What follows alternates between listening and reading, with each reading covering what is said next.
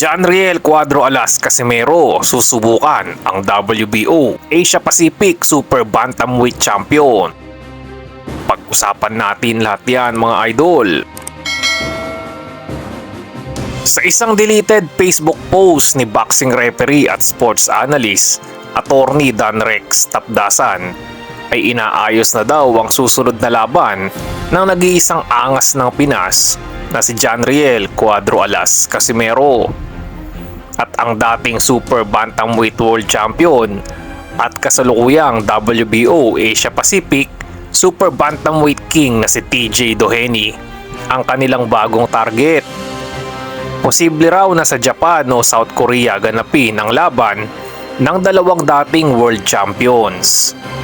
Ngunit sino nga ba itong si TJ Doheny mga idol? Si Terence John Doheny na may alias na The Power ay tubong Ireland. Naging world champion ito matapos niyang talunin ang Hapon na si Ryosuke Iwasa.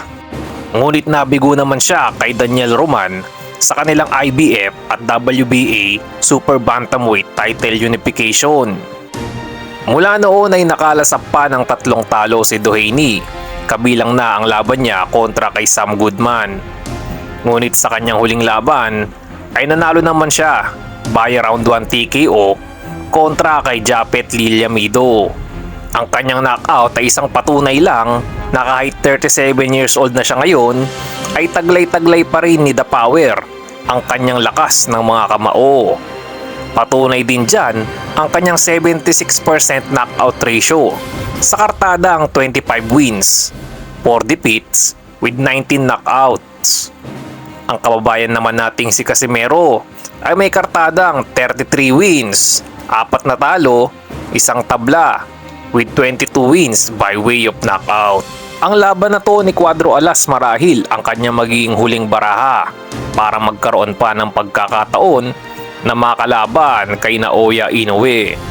Kailangan ding maging impresibo ang kanyang maging panalo dito kontra kay Doheny.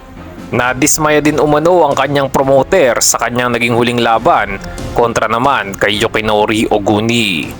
Abangan pa natin ang iba pang update na yan mga idol sa susunod na laban ni Cuadro Alas Casimero. At sa ibang balita naman ay tuluyan ng hinamon ni Unified WBC, WBO at IBF Light Heavyweight Champion Artur Beterbiev si WBA Champion Dimitri Bivol. Isa na lang daw ang kulang sa kanyang pangarap na maging undisputed at hindi pa nga daw tapos ang kanyang trabaho sa light heavyweight division. Si Beterbiev na may perfect record na 20-0 with 20 knockouts ay hindi rin dapat magpakampante at maliitin si Bivol na kilala naman bilang isang mahusay na tactician sa ibabaw ng lona. Magandang laban ito at siguradong abangan ng maraming mga boxing fans kung sakali mang matuloy. Yan lang muna po ang ating mga boxing updates mga idol. Kung nagustuhan nyo ang ating video, huwag kalimutang mag-like, subscribe at pakihit na rin po ng notification bell.